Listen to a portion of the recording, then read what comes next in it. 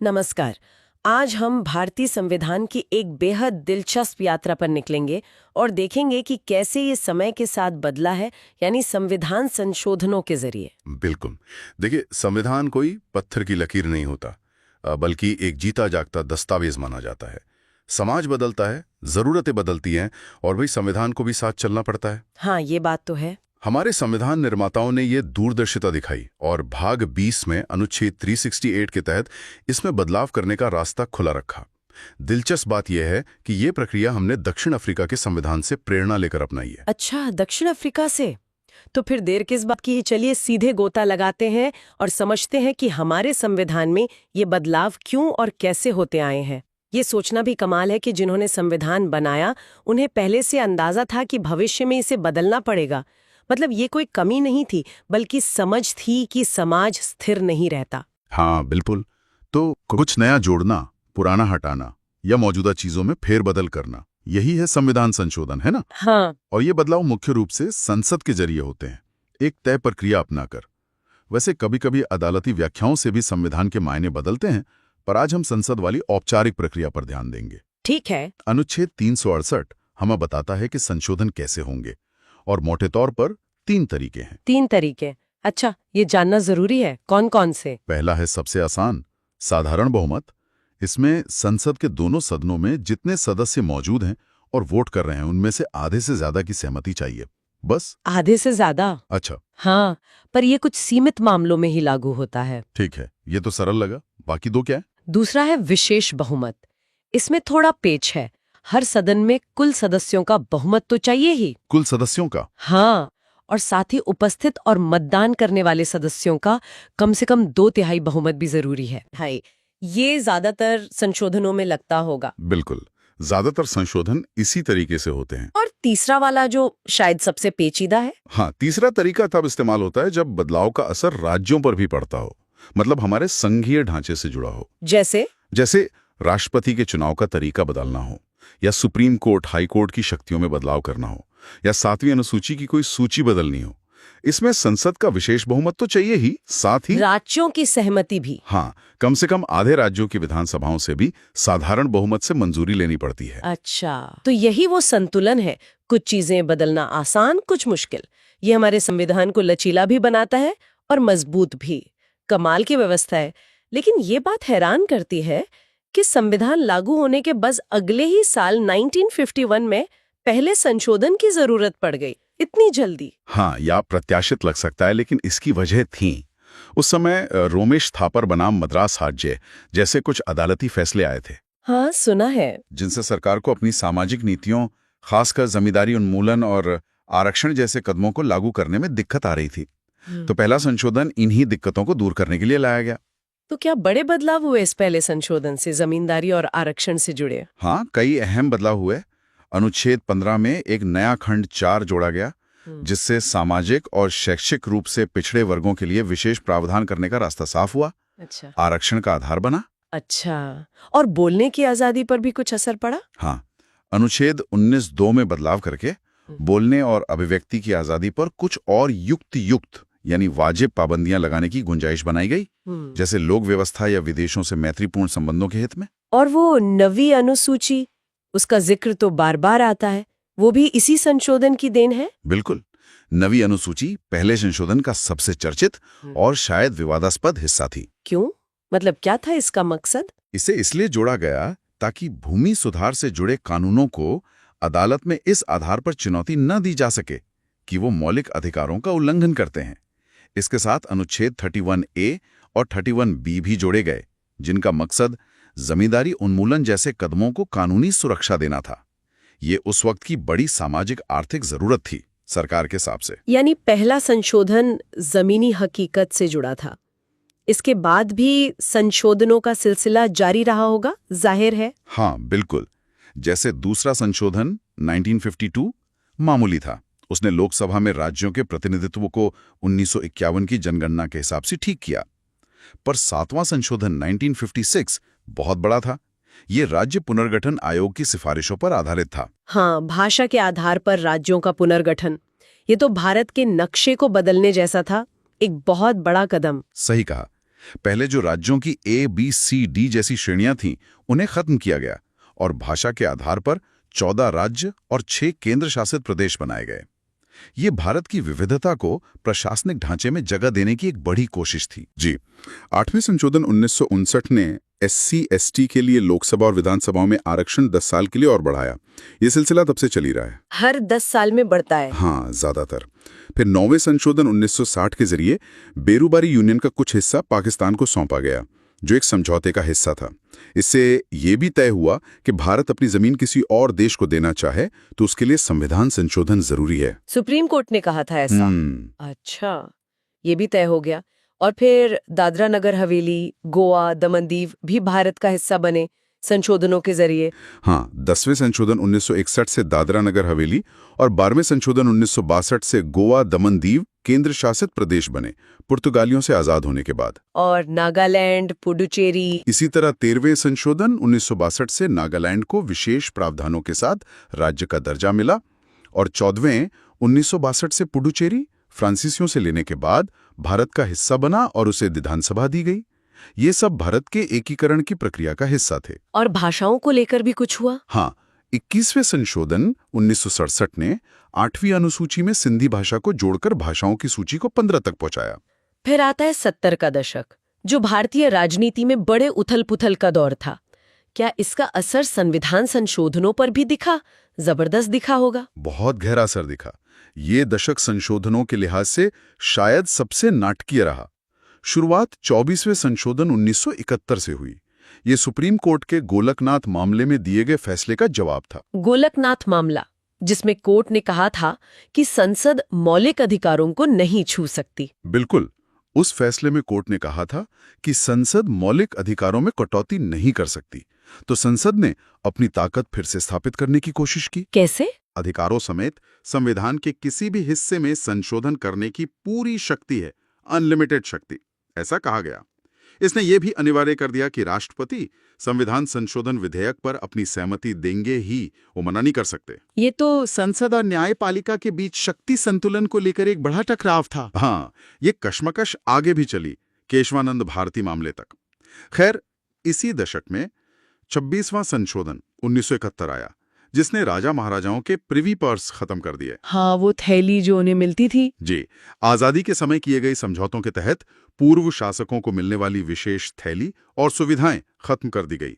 इसके बाद 31वें संशोधन 1973 ने लोकसभा की सीटें 525 से बढ़ाकर 545 कर दी, बढ़ती आबादी को देखते हुए। और फिर आया 42वां संशोधन 1976, जिसे मिनी कॉन्स्टिट्यूशन या लघु संविधान तक कह दिया जाता है।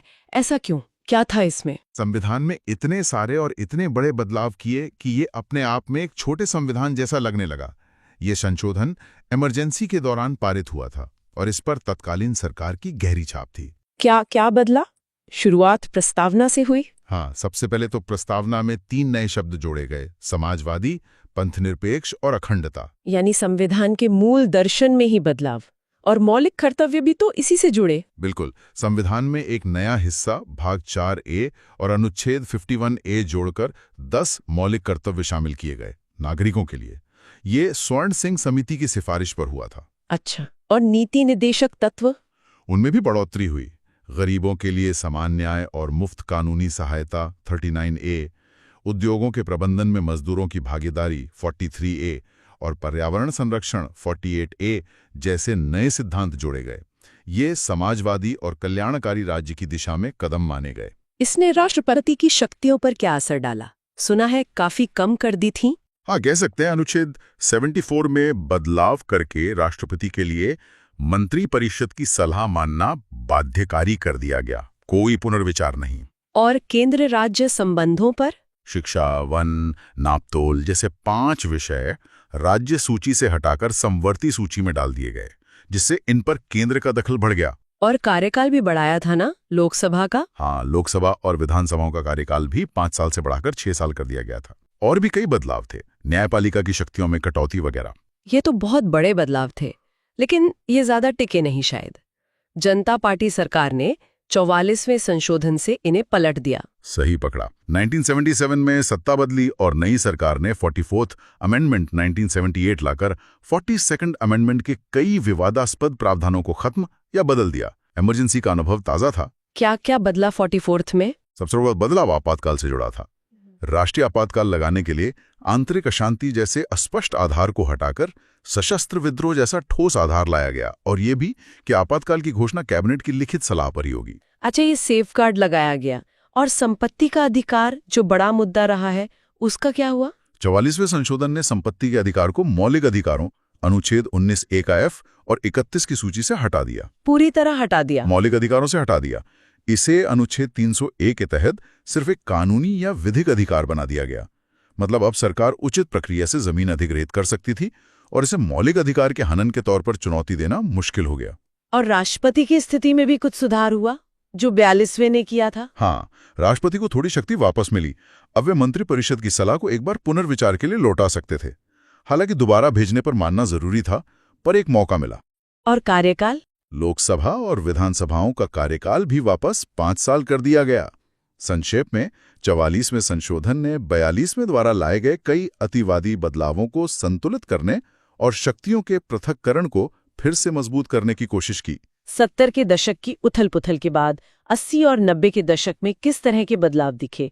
शायद दल बदल एक बड़ी समस्या बन गया था उस समय।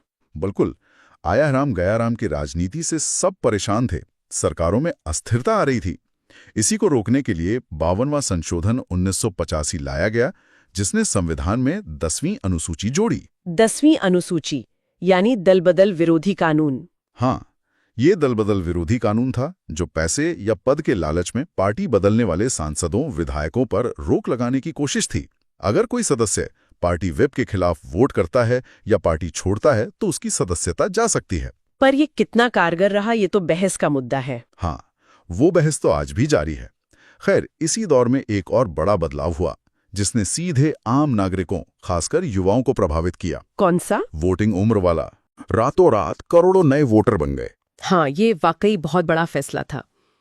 अच्छा, सामाजिक न्याय के लिहाज से भी कुछ अहम आयोग बने इस दौरान SC/ST के लिए। जी, 65th अमेंडमेंट 1990 ने अनुसूचित जातियों SC और जनजातियों ST के लिए एक राष्ट्रीय आयोग बनाने का प्रावधान किया, अनुच्छेद 338 के तहत। पहले एक विशेष अधिकारी होता था, फिर इसे अलग अलग कर दिया गया। हाँ, बाद में 89वें संशोधन 2003 ने इसे 2 अलग-अलग आयोगों में बांट दिया, राष्ट्रीय अनुसूचित जाति आयोग अनुच्छेद 338 और राष्ट्रीय अनुसूचित जनजाति आयोग अनुच्छेद 338A, ताकि दोनों वर्गों पर ज्यादा फोकस किया जा सके। और दिल्ली को भी एक खास पहचान मिली 90 के दशक में। हाँ, 69वें संशोधन 1991 ने दिल्ली को राष्ट्रीय राजधानी क्षेत्र NCT का विशेष दर्जा दिया, अपनी विधानसभा और मंत्रिपरिषद के साथ।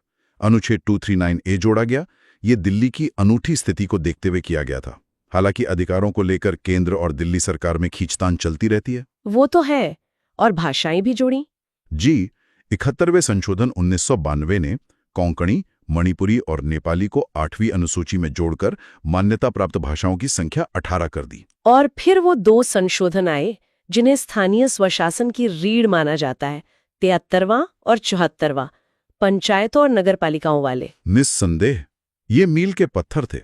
73वां संशोधन 1992 पंचायतों यानी ग्रामीण स्थानीय निकायों से जुड़ा था।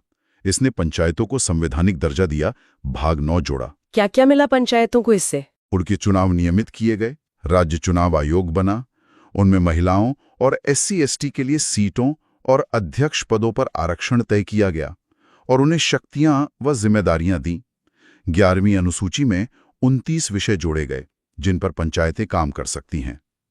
ये सत्ता को गांवों तक पहुंचाने की एक क्रांतिकारी कोशिश थी। और 74th शहरों के लिए वैसा ही कुछ। एकदम सही।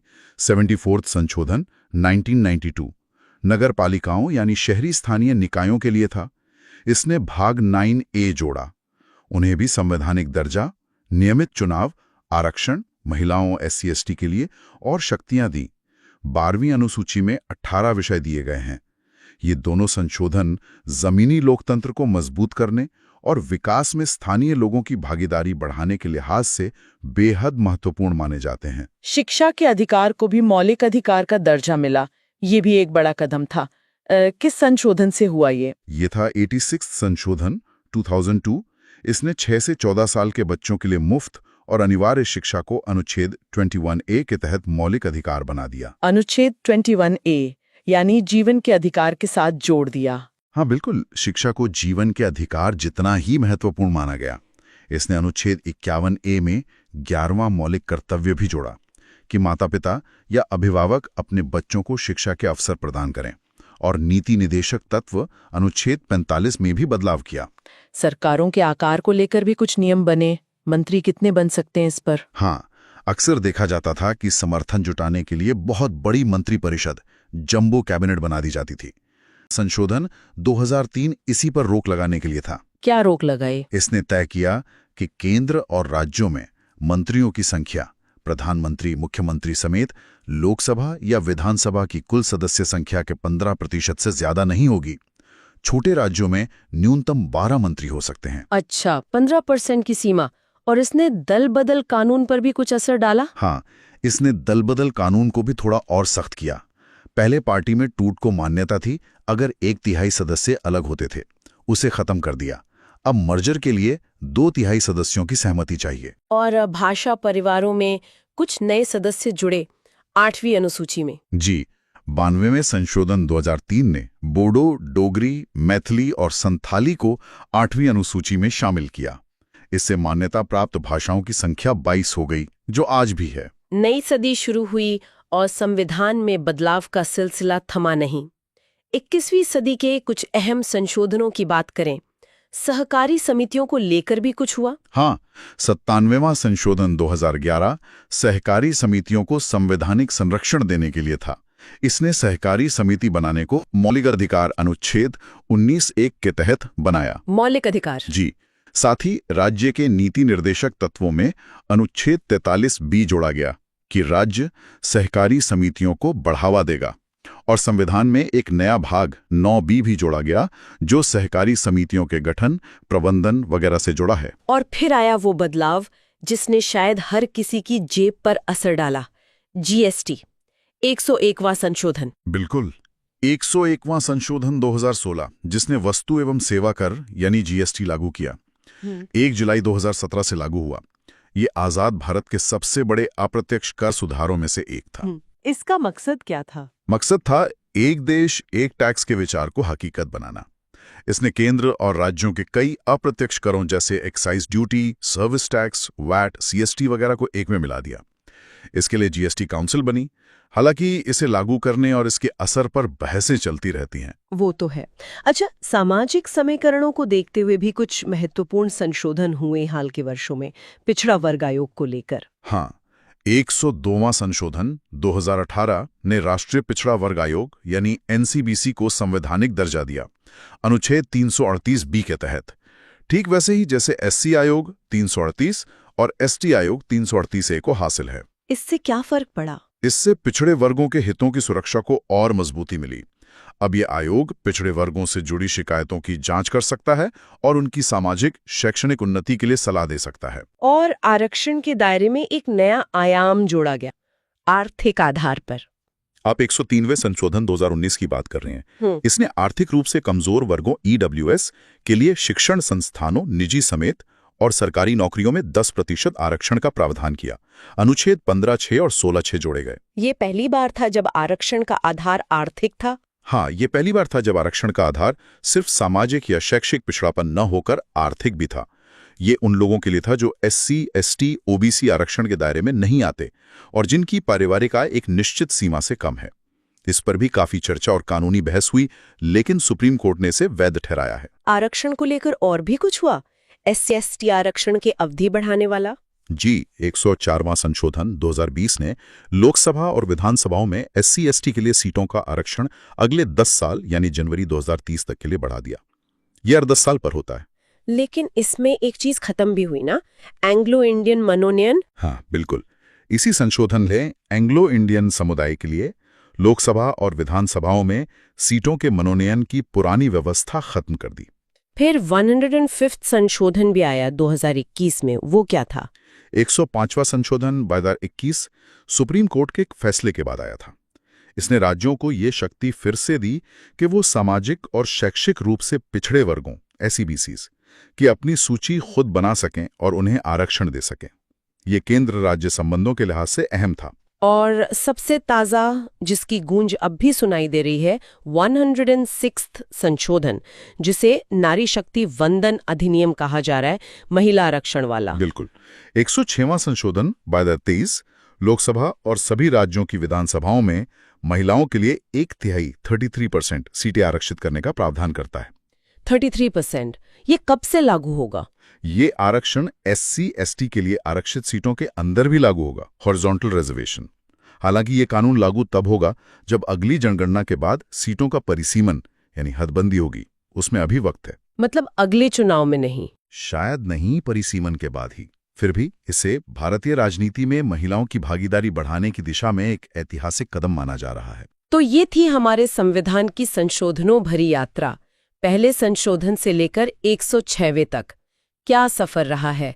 हर बदलाव अपने समय की कहानी कहता है, कभी सामाजिक न्याय की, कभी राजनैतिक संतुलन की, कभी आर्थिक सुधार की। एकदम सही। ये पूरी कहानी दिखाती है कि हमारा संविधान क्यों एक जीवंत दस्तावेज कहलाता है। ये स्थिर नहीं है, बल्कि लगातार विकसित हो रहा है, देश की बदलती जरूरतों और उम्मीदों को अपने अंदर समेट रहा है। यही इसकी ताकत है और यही इसकी प्रासंगिकता बनाए रखता है।